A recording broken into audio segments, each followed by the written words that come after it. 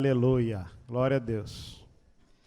Irmãos, sempre um privilégio estarmos juntos, cooperando aqui com o Senhor.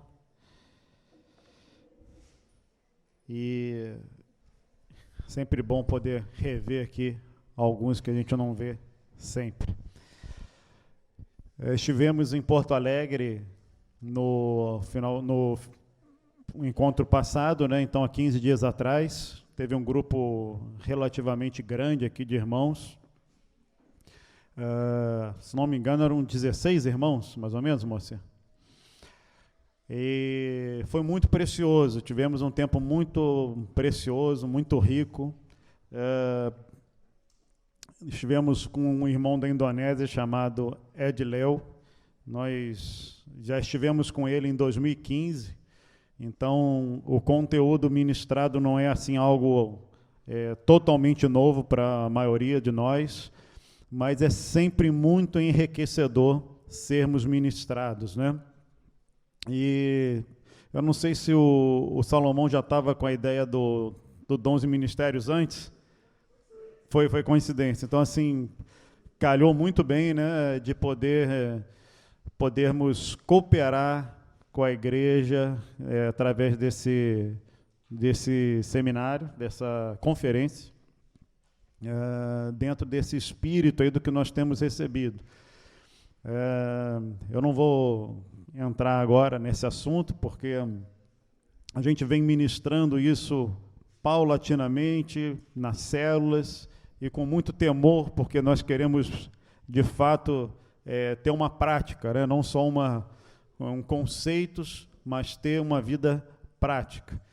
E temos assim experimentado aqui, ali, uma liberdade maior do Espírito. Eu queria contar uns testemunhos.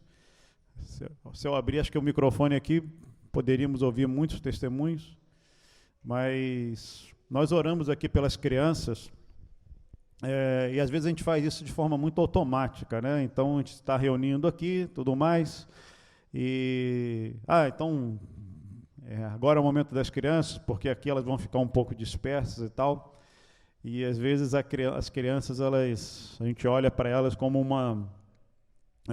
uma igreja que algo que ainda vai ser igreja, né?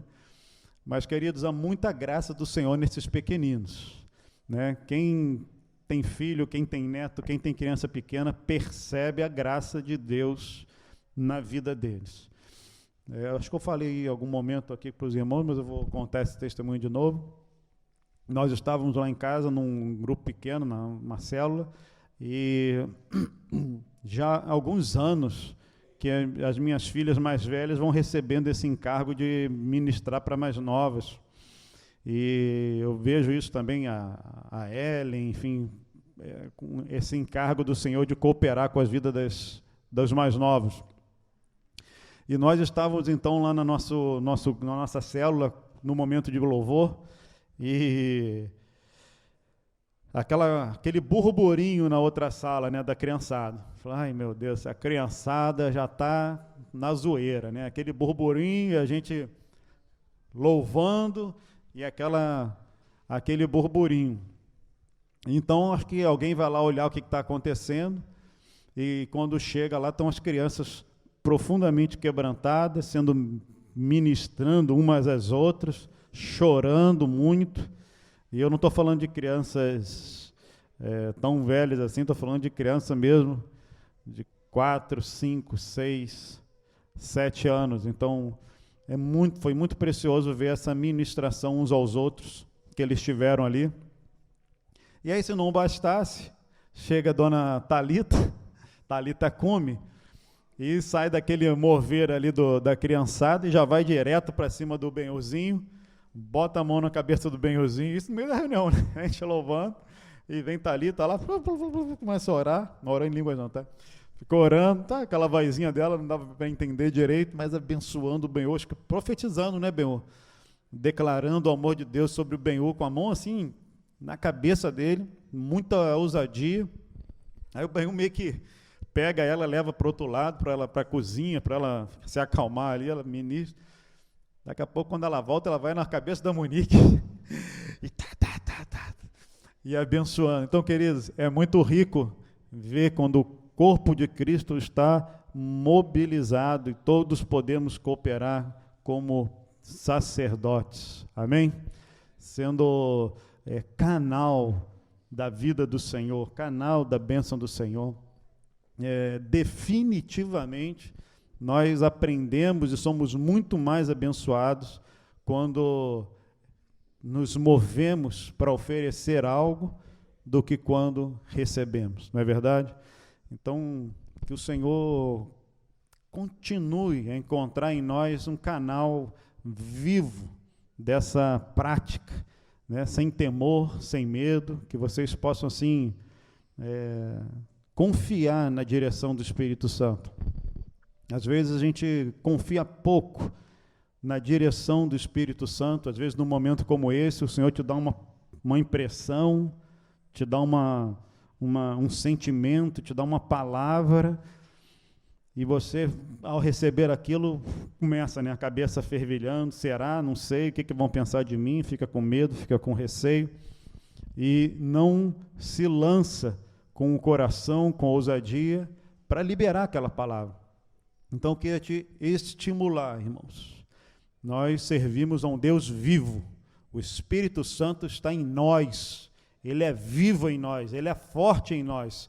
E à medida que nós começamos a praticar mais e mais e mais, a gente fica experimentado nessa ousadia de ministrar, de falar, de cooperar, de evangelizar.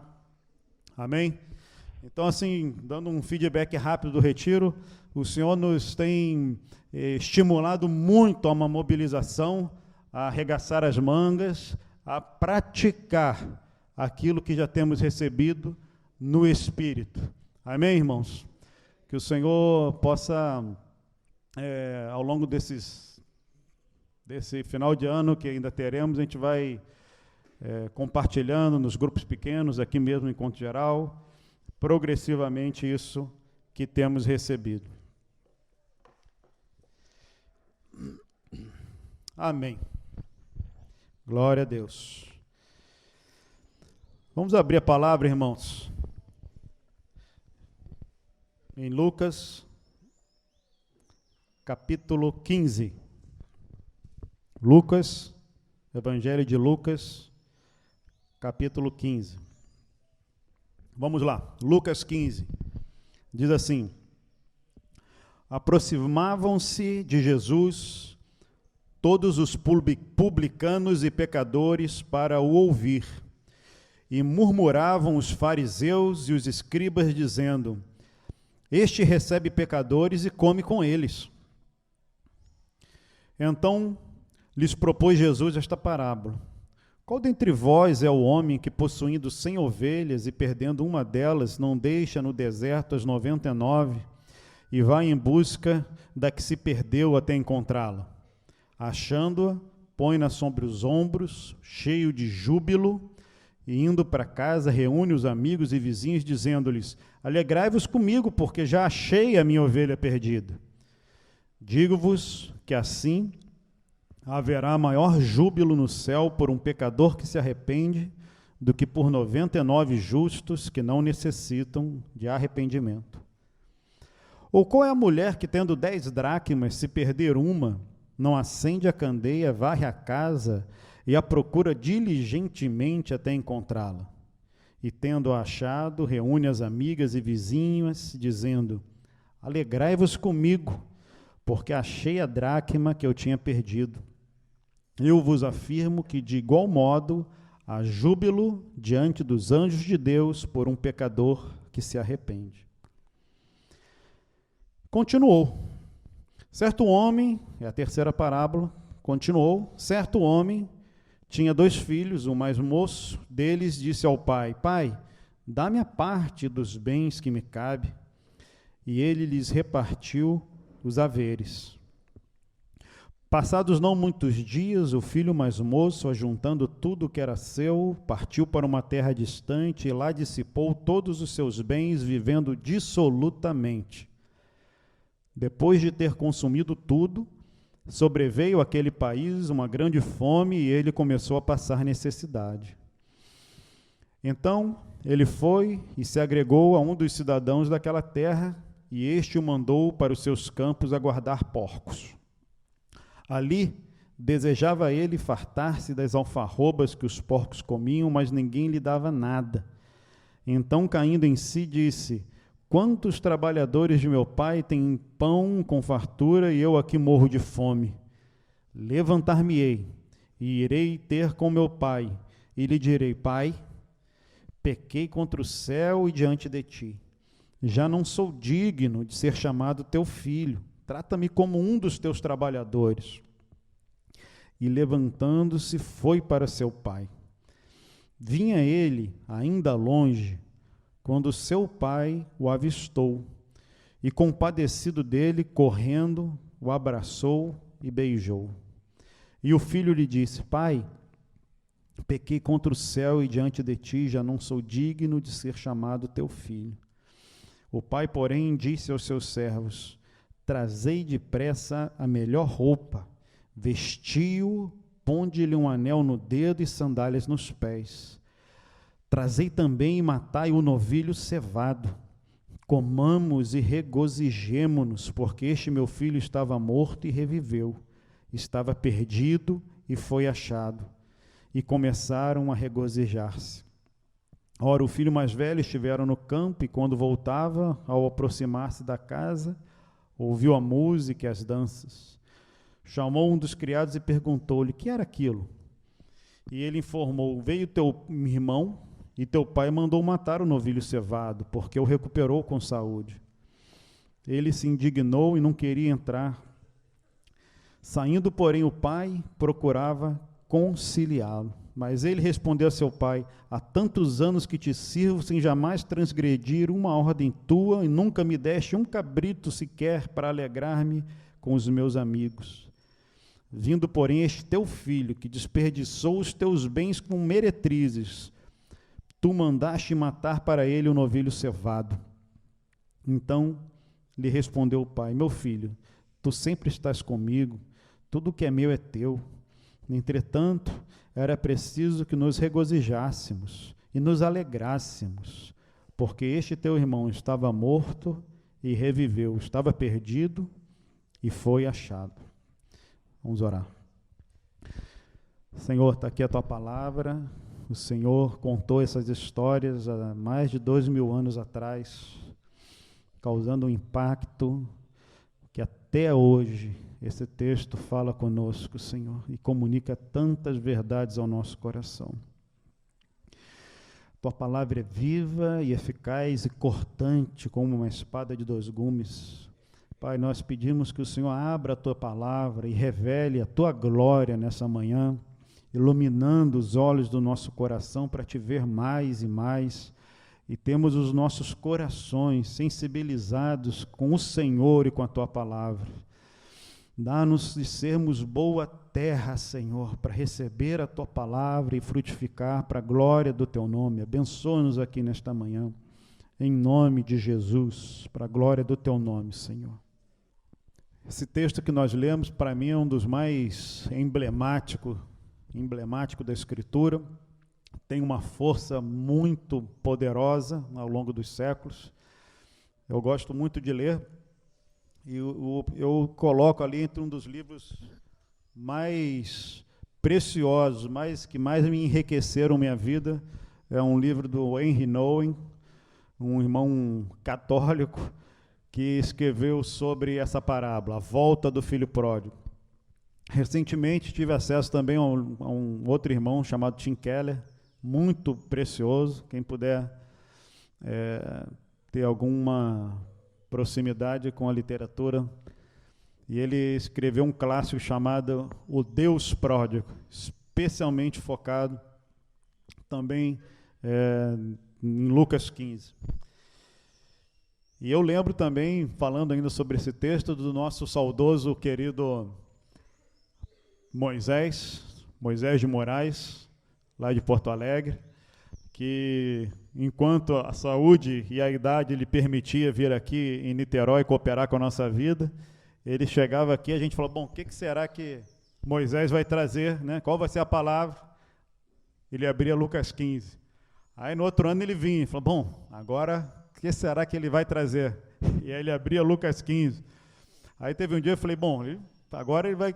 E ele trouxe Lucas 15 de novo. Eu falei, puxa vida, se um homem experiente como esse, já ancião, está focado nesse texto, tem muita vida do Senhor, tem muita preciosidade nesse capítulo. E de fato é assim, irmãos. É um capítulo que revela o coração do Evangelho.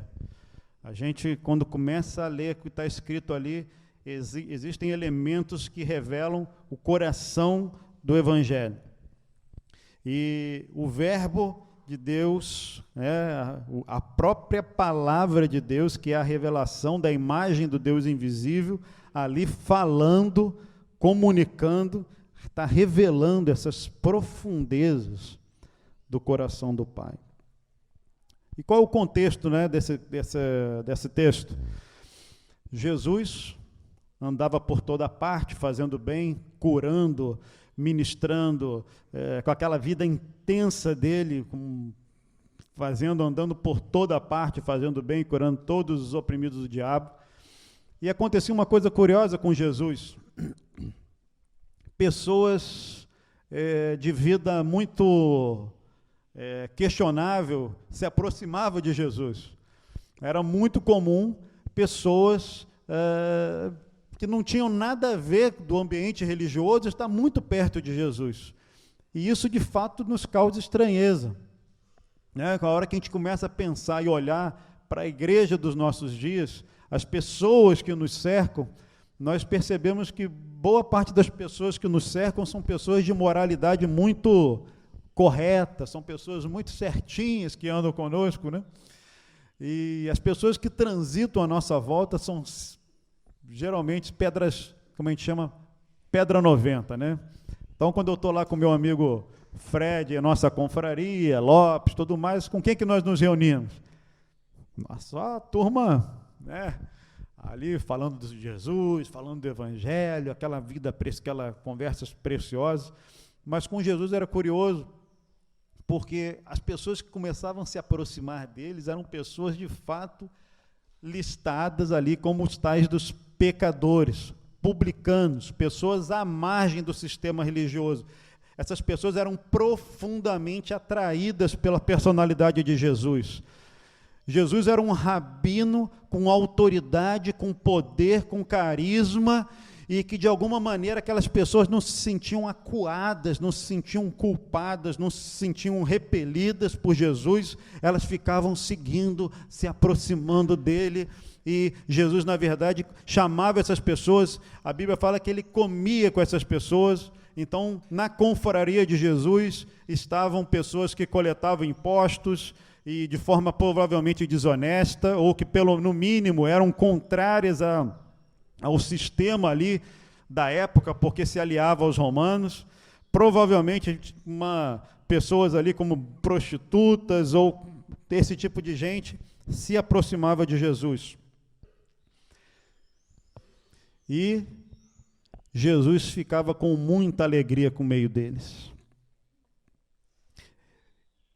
E então, os fariseus e os escribas, né, tem uma pequena divisão aí, os fariseus e escribas, e aprendemos com Salomão aí, nos últimos encontros, quando fala fariseu e escriba, você presta atenção e fala, opa, pode ser eu, pode ser eu, porque eu estou mais para fariseu e escriba do que para publicano e pecador, né? Então, mais ou menos, né? Mas é mais fácil nós nos enquadrarmos na categoria de fariseus do que de pecadores.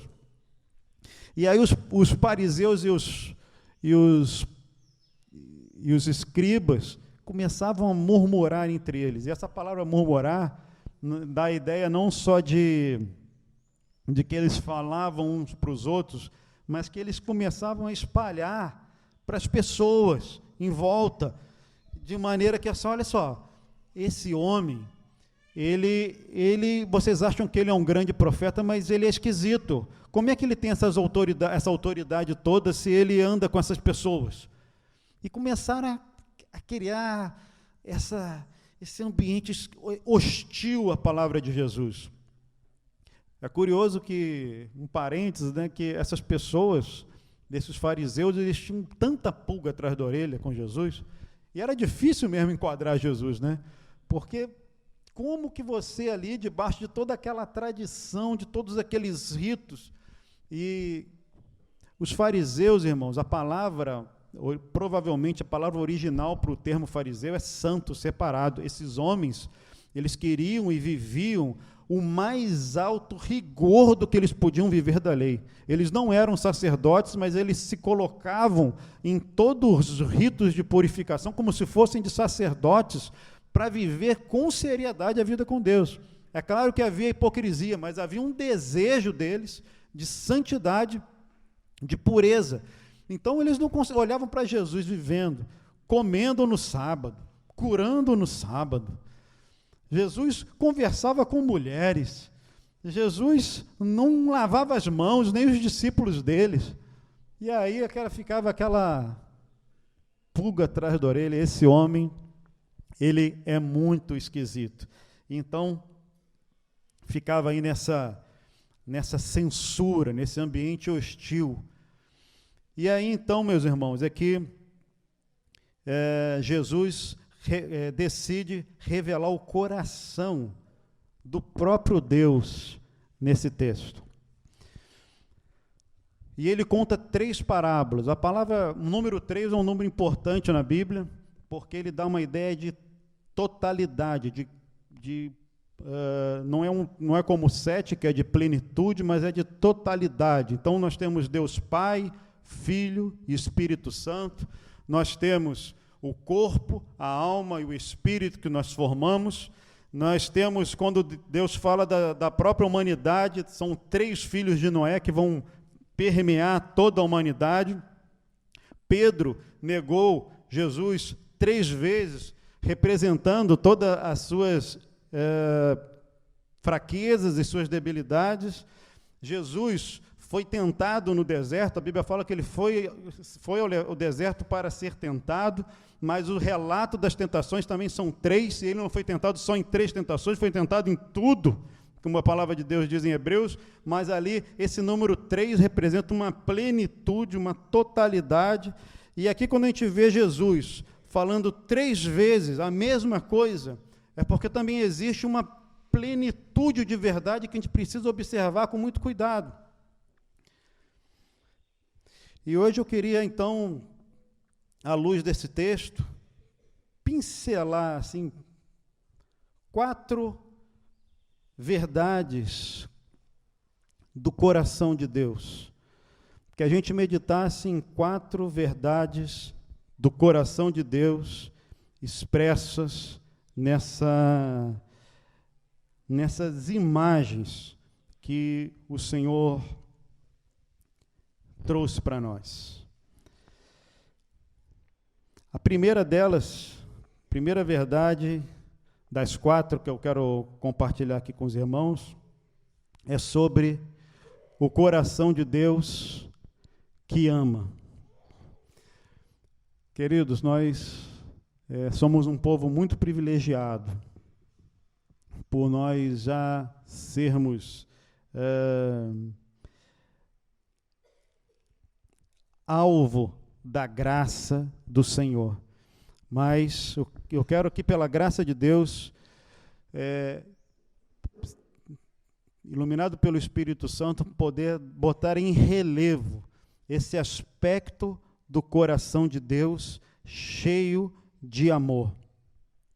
Veja que essa trilogia que Deus quis impactar, ela fala sempre de uma situação de perda, de desaparecimento, de desconexão, e fala então de alguém, de um ser, no caso aqui o pastor, a mulher e o pai, nessas 3 figuras, que busca e que tem um sentimento profundo para aquele que está perdido. Veja, esse amor de Deus expresso nessa parábola nessas 3 parábolas, ela não tem nada a ver com comportamento, com a realidade de uma contrapartida. Porque o Senhor, ele já expressa aqui esse sentimento de forma incondicional, né? Então, o amor de Deus expresso ali nesses textos, seja com a ovelha que se perde, seja com a dracma que é perdida, e especialmente nesse texto do filho perdido, que a gente chama do filho pródigo, ele coloca em realce um Deus que ama, um Deus que sente, um Deus que ama, independente de comportamento. No caso do filho, isso fica mais em relevo, porque esse pai aí da parábola é um ser absolutamente maravilhoso, né, irmãos? Eu usei, Moacir, o nosso livrinho, aquele que a gente recebeu da igreja, que fala sobre o contexto social de cada versículo das Escrituras. E é muito precioso o que está escrito ali a respeito disso, porque nós aqui, ocidentais, nossa vida, a gente não consegue ter uma compreensão do que foi essa história para aqueles ouvintes daquela época, né? No contexto de quão grave foi a palavra do filho, de quão, no mínimo, curioso o comportamento do pai, né? Tudo é cheio de novidade ali. Foi muito forte essas dimensões. Então, esse pai da parábola ama o filho de forma incondicional, né? E isso é um realce, porque eles têm os 2 filhos. No relato dele, ele fazia tudo o que o pai comandava. Ele era muito correto, ele era muito obediente ao pai. Então, o pai o amava, o pai o ama, e ele tem essa contrapartida ali de uma prática. Mas o outro, também alvo do amor de Deus, do amor profundo do amor de Deus, ele começa pedindo os haveres, né? Pai, vamos fazer um racha aqui na nossa história aqui. Essa vida aqui na fazenda está muito chata e eu estou querendo desbravar o mundo. E como eram 2 filhos, o filho mais velho, primogênito, ganhava 2/3 da fazenda, das terras, dos bens, e ele ganhou 1/3. Então o pai fez aquele rachide ali na hora. A compreensão da época de um filho pedir herança antecipada era praticamente um desejo de morte do pai. Era como assim: pai, eu quero que você morra logo. Era uma coisa muito ofensiva. Mas essa comunicação do amor de Deus é muito forte aqui, no sentido de que não dependia de nada do que o outro filho fazia. Então, o filho foge, na verdade, sai de casa, leva 1/3 dos bens do pai, ofende o pai, pega esse dinheiro, vai tentar a vida. Ele começa a viver de forma aleatória, maluca, começa a gastar todo o recurso, né? Depois o outro filho fala, né? Gastou com prostitutas, ainda entregou um pouco mais. Mas o amor de Deus por ele continua. O amor do pai por ele continua. E isso era absolutamente contrário a todo o histórico que aqueles escribas, aqueles homens recebiam, porque tudo que eles recebiam é que Deus é santo, é justo, e eu cumpro o seu favor, eu cumpro a sua afeição, eu garanto a minha aceitação, vivendo piedosamente através dos preceitos da lei. Então, os fariseus eram tão preocupados com isso, que até as refeições, por que ele não comia na casa de qualquer um? Porque eles tinham medo de comer na casa de alguém e aquela pessoa não ter dado o dízimo de tudo. Então eles falaram, vai que a gente vai comer na casa de alguém, esse cara não deu o dízimo do cominho, dos temperos, daquilo, e a gente vai se contaminar, nós não podemos, nós temos uma santidade a ser cumprida, porque senão eu não me conecto com meu Pai, senão eu não tenho o amor do Pai, eu preciso viver rigorosamente os seus preceitos, senão eu me desconecto. E aí Jesus começa a contar uma história de um Deus que, na tipologia ali daquele pai, simplesmente se abre para as decisões do filho mais loucas. Então isso era muito radical. E Deus então expressa o seu amor o tempo inteiro, né, para nós. Essa trilogia aqui, ela é emblemática porque revela o coração de Deus apaixonado pelos seus. Eu queria reforçar esse caráter da emoção de Deus, né, nesse primeiro momento, porque é um coração que ama, que sente. Isso também era pouco experimentado ali naquelas palavras de Jesus. Então, quando ele começa a trazer essas histórias de pessoas que sentem e fazendo uma alegoria com o próprio Deus e querendo falar com aqueles homens, fala, olha, quem de vocês, se fosse um pastor, não deixaria as 99 e viria atrás? Mas, na verdade, ele estava revelando o coração do próprio Deus, um coração de um amor decidido por aqueles que são dele. Então, queridos, nessa trilogia, a primeira verdade que eu queria afirmar é que o Senhor Jesus revela o coração de Deus que ama profundamente. Nós cantamos aqui sobre esse furioso amor de Deus. O coração de Deus tem uma verdadeira, uma expressão profunda pelos seus. Ele não é passivo. Nós muitas vezes nos tornamos tão passivos, tão acanhados, tão indiferentes uns aos outros. Mas Deus, ele é absolutamente pleno em seu amor, e isso arde no seu coração. O amor de Deus arde por nós. A segunda verdade que eu queria trazer à luz dessas 3 parábolas dessa trilogia bendita é que o coração de Deus se movimenta.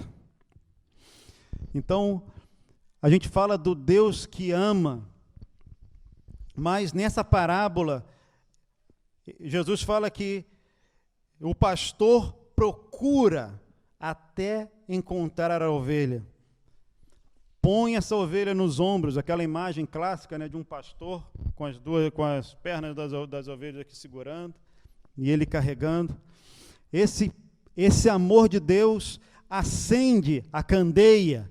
Então, esse sentimento leva Deus a uma procura, a um movimento. Na parábola da dracma fala que a mulher acende a candeia, varre a casa.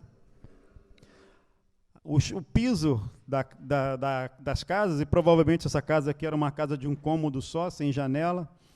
Essa mulher provavelmente era uma mulher que tinha um dote de 10 moedas, que dava para viver pouco tempo, e essa mulher guardava esse dote com muito cuidado. Essa é a tipologia. Não era assim como se fosse uma criança que pega 10 moedinhas de R$1 e guarda ali para comprar uma bala, não. Essas 10 moedas tipificam um dote muito precioso para a sua vida. Então, era algo de profunda importância. Então, e o piso dessas casas não era um piso desse cimento batido, lisinho aqui, caiu a moeda, mano.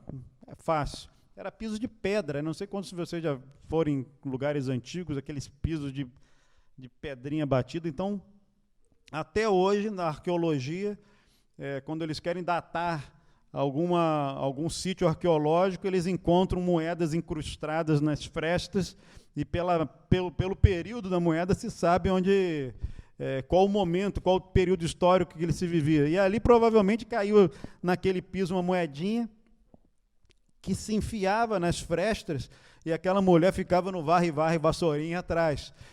E isso é uma tipologia desse amor que bota Deus em movimento. O amor de Deus não é platônico, como se então poderia se falar, não, Deus tem um amor, Deus ama você profundamente, Ele tem um grande amor para você, mas como que isso se expressa? Como que isso se dá? Então, nessa parábola, fala que o pastor procura que se perdeu, a mulher acende a candeia, varre a casa atrás de cada frechinha para achar.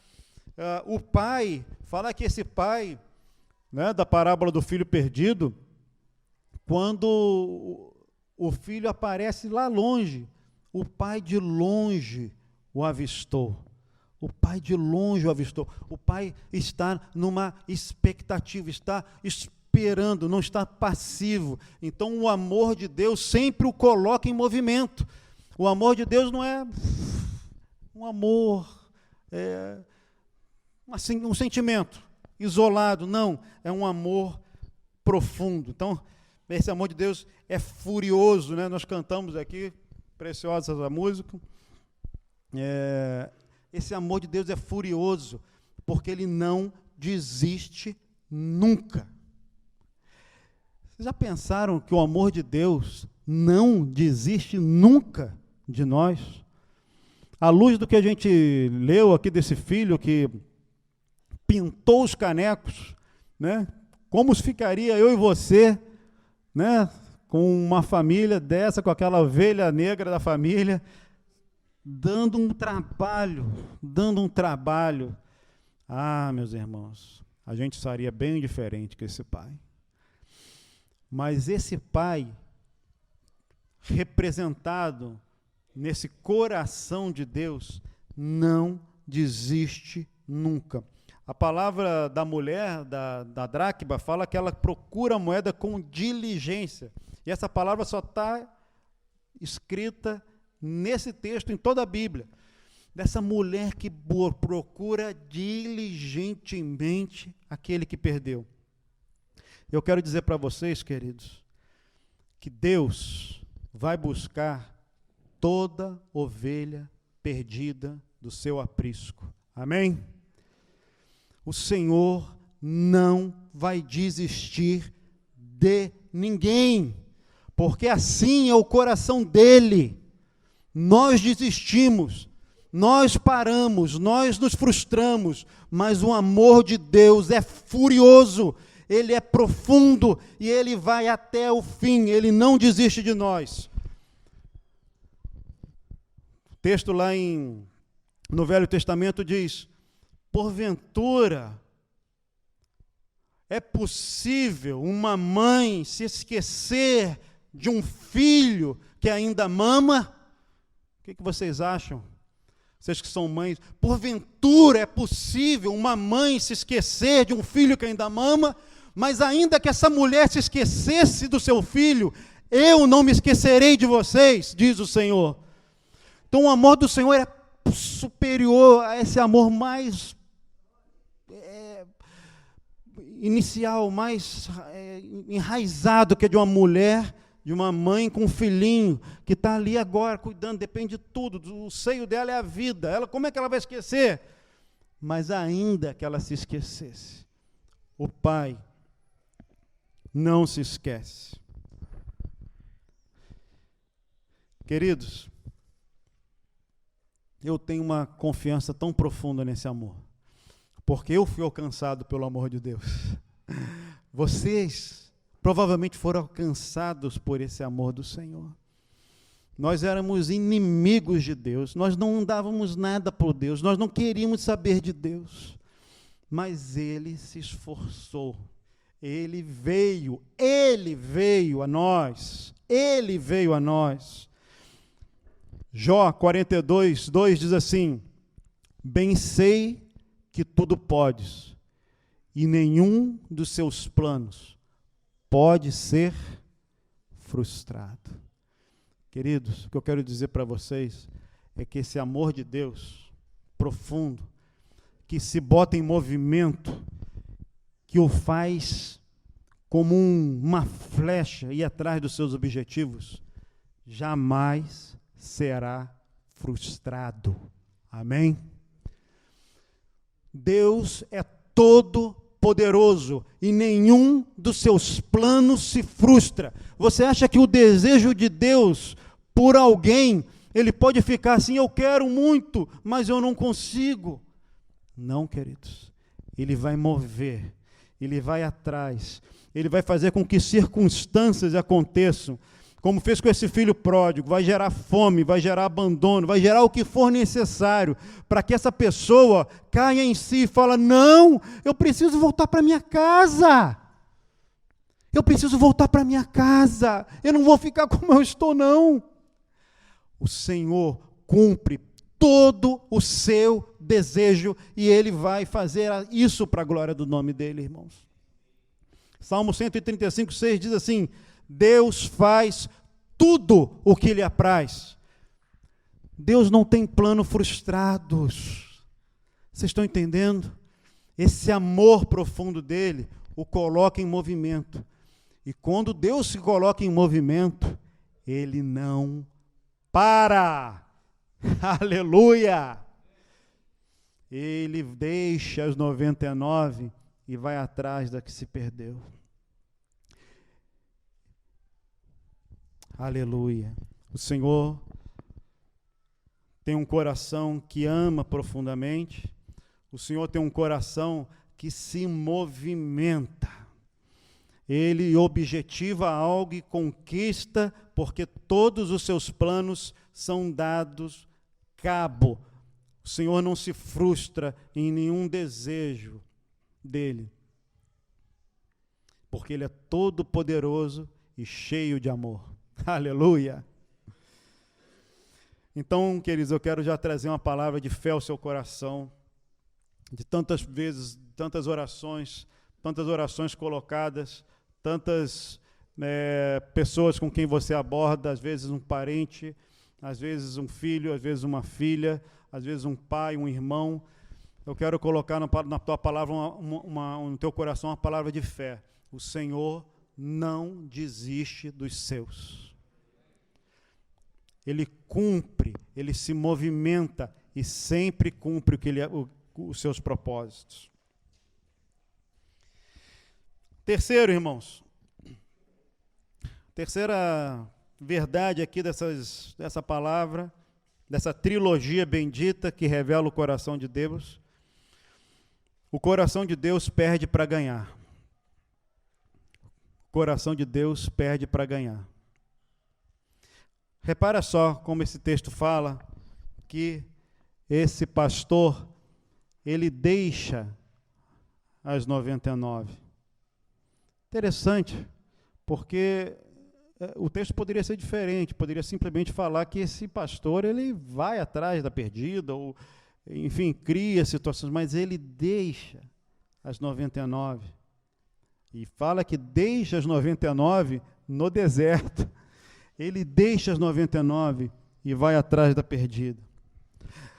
A palavra aqui da dracma perdida fala que aquela mulher procura diligentemente a tal moeda. Quantas donas de casa, quantas pessoas aqui, donas de casa, temos aqui hoje? Quantas mulheres aqui que... Imagina você que não tem tempo é mole, né? Vocês têm um tempinho assim de sobra, né? Então, aquele tempo de sobra, não tem nada para fazer, e você tem que procurar diligentemente a tal moeda. Vocês têm que parar e perder muito tempo, né, irmãos? O Senhor sempre, o coração de Deus é sempre ele perde para ganhar. Essa mulher procura diligentemente. Esse pai, ele perde 1/3 dos seus bens por causa de um filho. O certo seria, eu te dou 1/3 dos bens, mas você só vai ter usufruto disso quando eu morrer. Mas aqui que a palavra diz que ele usurpa esses esse patrimônio e gasta tudo. Então o pai perdeu, ele ficou 1/3 mais pobre. Provavelmente foram terras, então imagina a questão geográfica que tem que ter, vender propriedades, perda financeira. Deus sempre perde para ganhar. Uma outra figura interessante que eu li sobre a cultura da época, fala que esse pai corre na direção do filho. Imagina nosso querido Moacir Dias, com aquelas roupas grandes, né? Aquelas roupas do Oriente Médio, ter que correr na direção do filho. Isso era visto como uma profunda perda de dignidade do pai. O pai não corria no Oriente Médio, ainda mais de um filho que, se a gente olhasse, que filho foi esse, gente? Ovelha negra da família, fez tudo de errado, só deu trabalho, perdeu tudo. E esse pai corre, levanta aquela túnica e corre, como se fosse, ao olhar de alguns, um bobalhão. Ele perde até dignidade por conta de um amor furioso. Deus sempre perde para ganhar. A Bíblia fala de Jesus que, sendo rico, pobre se fez. O reino de Deus é tudo invertido. O poderoso se humilha. O Deus Criador, né? Jesus, o Verbo, aquele que sustenta todas as coisas pela palavra do seu poder, ou seja, os átomos, as galáxias, as ordens das leis físicas, das leis quânticas, tudo isso, esse ordenamento, todo ele é fruto da palavra de Jesus que sustenta todas as coisas, esse ser poderoso. E esse ser poderoso então perde, se rasga, se rompe com a sua realeza, com a sua autoridade, para se vestir, como diz o Fred esses dias, de uma célula.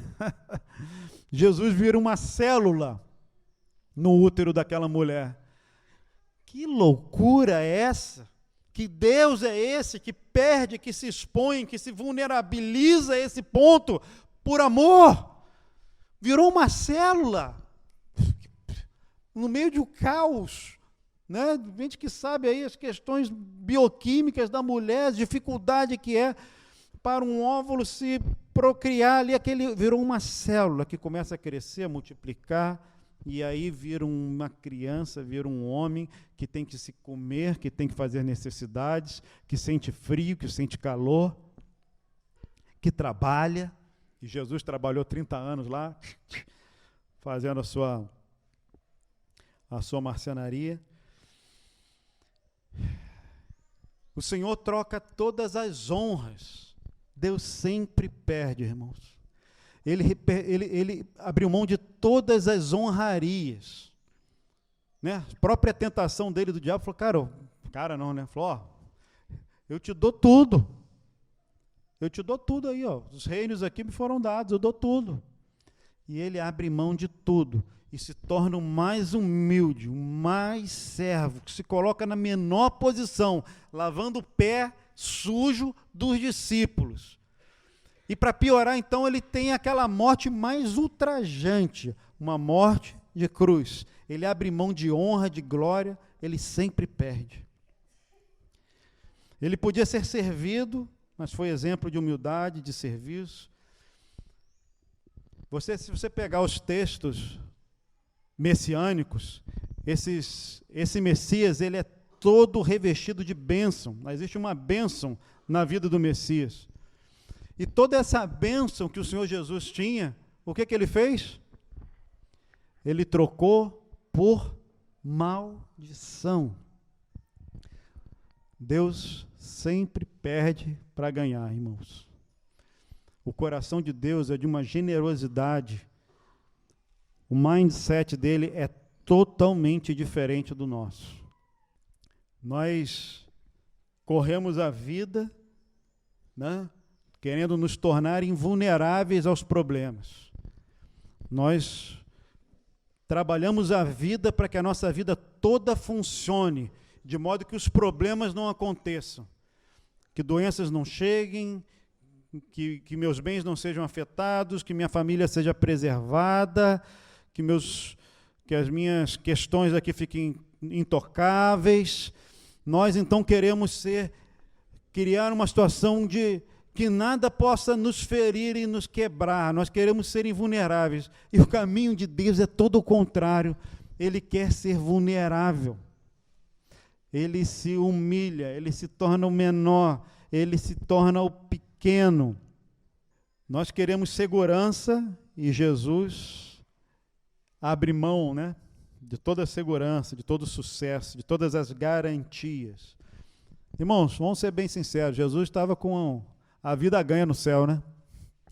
Ele já tinha feito aquele concurso público, ganhando 30 mil reais lá no céu, estava tudo garantido.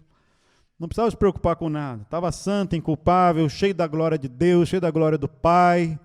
A vida dele era perfeita, ele estava com pleno gozo da vida de Deus, o Pai e o Espírito Santo, naquela festa celestial. E esse Deus se moveu por quê? Se moveu por quê? Se moveu por mim, se moveu por você. Ele perde. O coração de Deus é generoso, ele sempre perde para ganhar.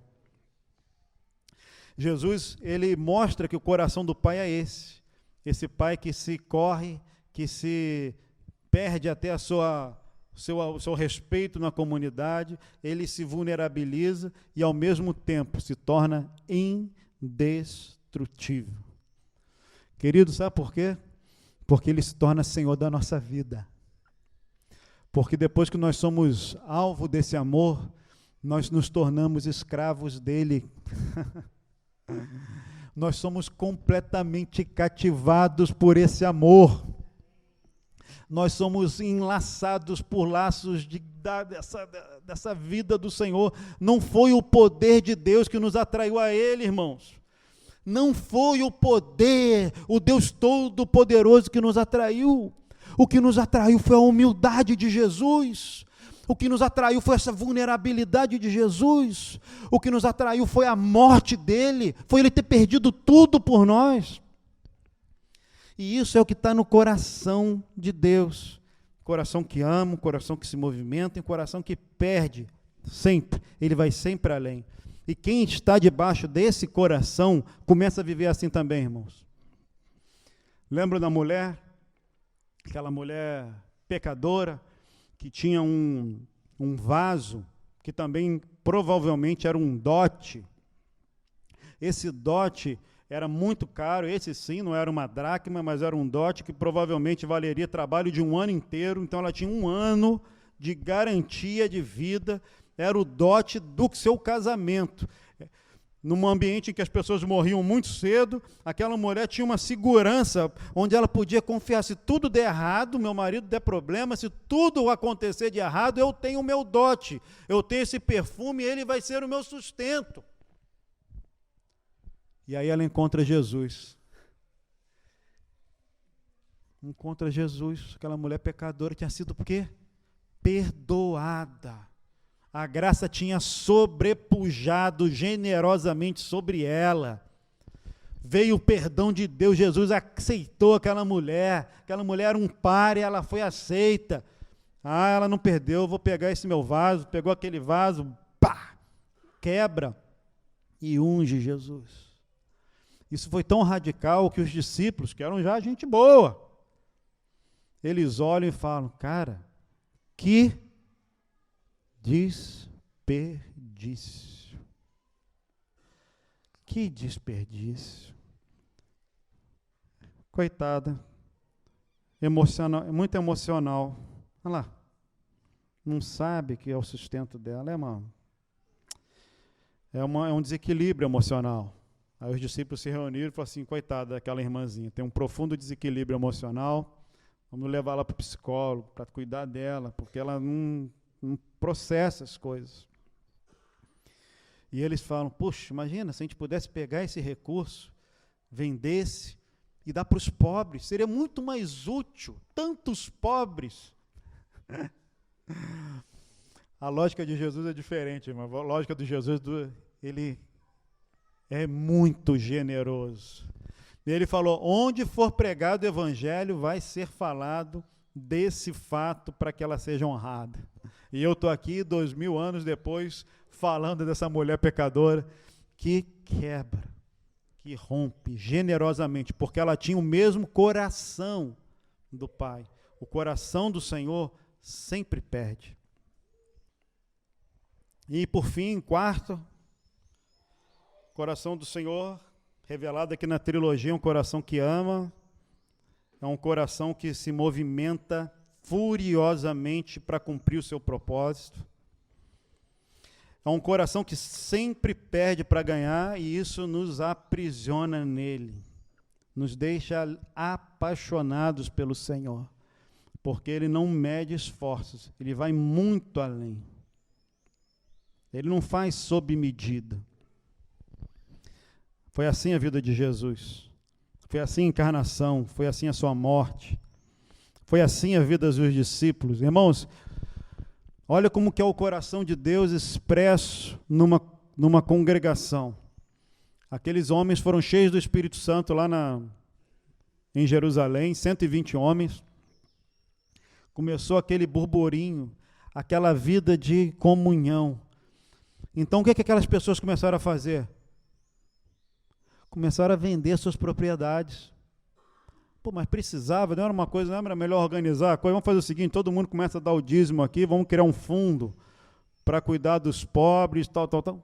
As pessoas começaram a vender propriedade. Agora a pergunta é, em algum momento na Bíblia, tem alguém pedindo propriedade? Tem alguém pedindo oferta? Ali não tinha. Os caras receberam um coração generoso, começaram a vender. Não, tem campo, vende. Não tem isso aqui, vende. Vamos botar aí, ó. Apóstolo, faz o que vocês quiserem com isso. Vamos isso aqui, ó. Vida, o coração de Deus é profundamente generoso. Jesus fala, não há ninguém que tenha renunciado pai, mãe, que não ganhe já nesta vida e na vindoura, muito mais em casas, família. Então o coração de Deus é assim. E quando a gente está envolvido com esse coração, generosidade. Cadê o Rodrigo César? Generosidade. É fruto de ensino? Também. É fruto de uma prática? Também. Mas é fruto de uma realidade interior. De ir além. Não precisa, eu não sei se precisa, eu quero ir além. Eu quero servir além. Eu não preciso levar a pessoa até na casa dele, mas eu quero ir lá, eu quero ir além. Eu quero fazer mais. E por fim, o coração de Deus, queridos, à luz dessa trilogia bendita, é um coração que celebra. Olha, nós temos um Deus festeiro. A Bíblia fala, ali na primeira fala que tem júbilo no céu, no arrependimento, né? Júbilo diante dos anjos.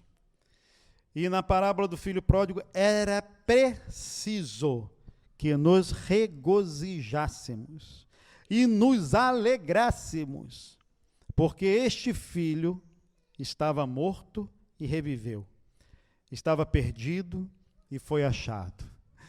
Viram um resumo das parábolas, né, irmãos?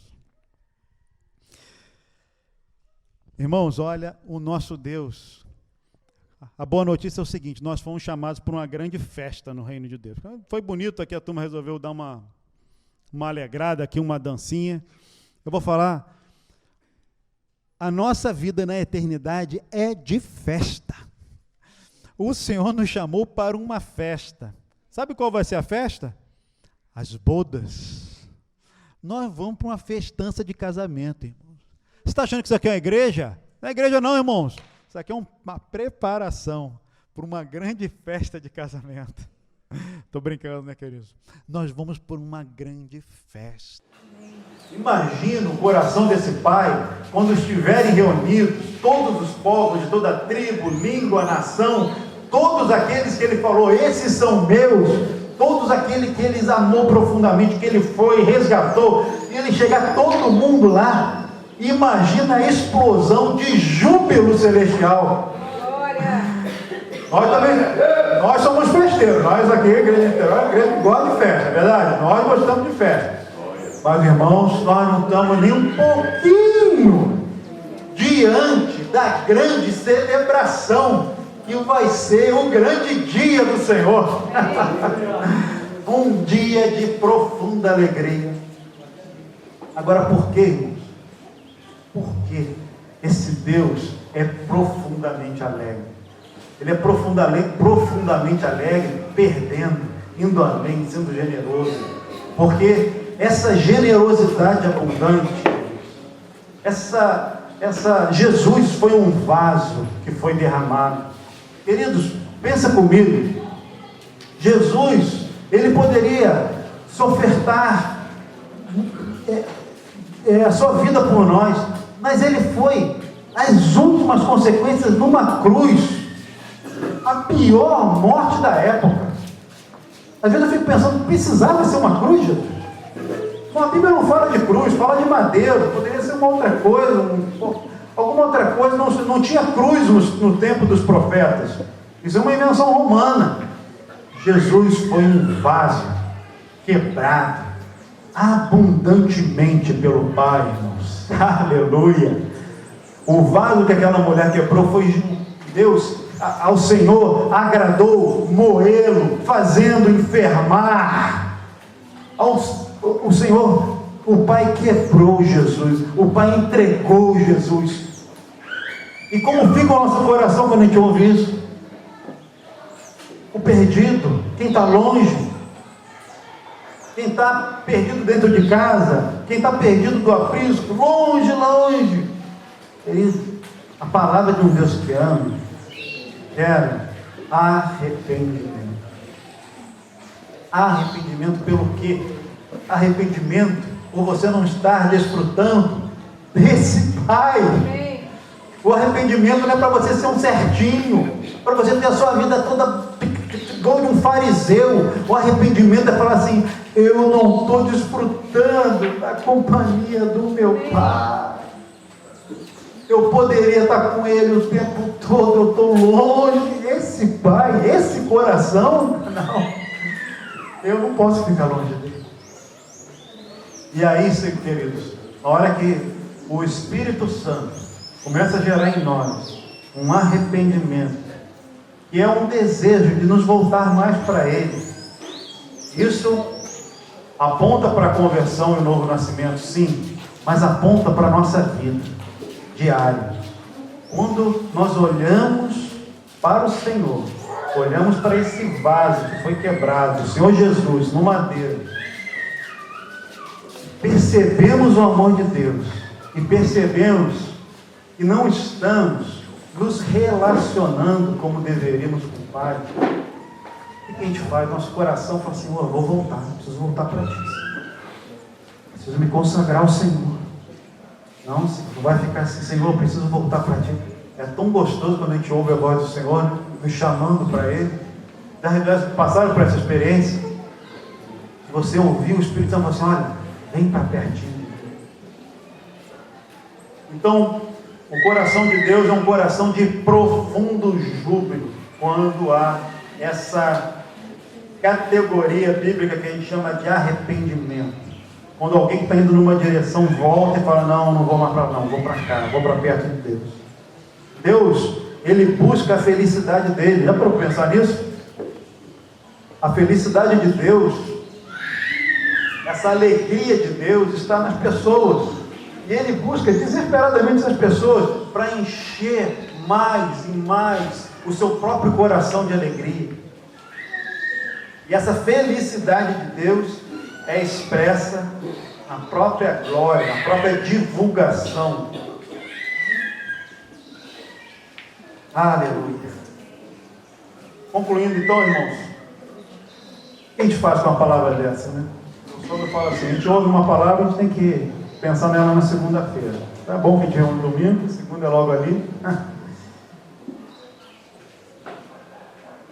Primeiro, então, o destino final do universo é uma grande festa.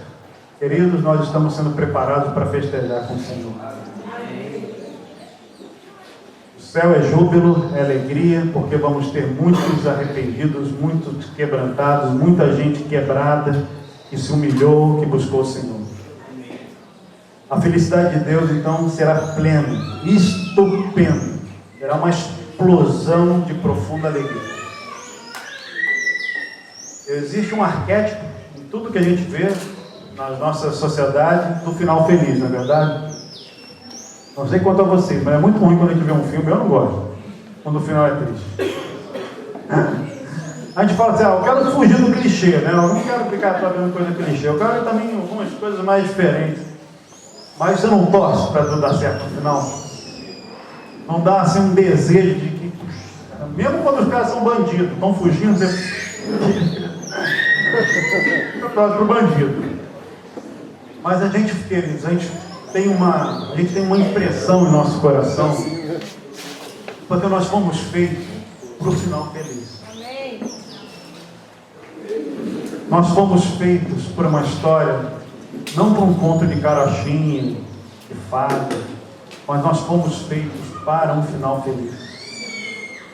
A nossa história, nossa alma, nosso ser, ele foi construído, desenhado pelo Senhor para um final feliz. E nós fomos chamados por Deus para isso. O nosso Deus deseja essa festa. E o caminho dessa festa é a reconciliação com Deus. O caminho da festa, da alegria de Deus, é a reconciliação. Então, eu estou querendo concluir falando para você o seguinte: nós temos aqui uma pequena congregação. Pode ser que talvez você já tenha considerado o amor de Deus, já tenha ouvido do amor de Deus, e que precisa ter assim uma entrega completa a esse Deus que busca, porque você está percebendo que esse Deus está no teu cangote te atrás de você. Ele está assim focado em te encontrar. Eu queria te animar a se deixar achar. Amém. Para a alegria dele. Amém. Se deixe achar, porque ele não vai desistir de você. Ele vai atrás, vai mover céu, vai mover terra, vai mexer circunstâncias para te encontrar. Então você pode fazer assim, ó, Senhor, me acha, eu estou aqui, andei longe, mas eu me achei. Me acha. Mas também você já caminha com o Senhor, já tem vida com Deus, já conhece o Senhor, já tem uma caminhada, uma jornada com o Senhor.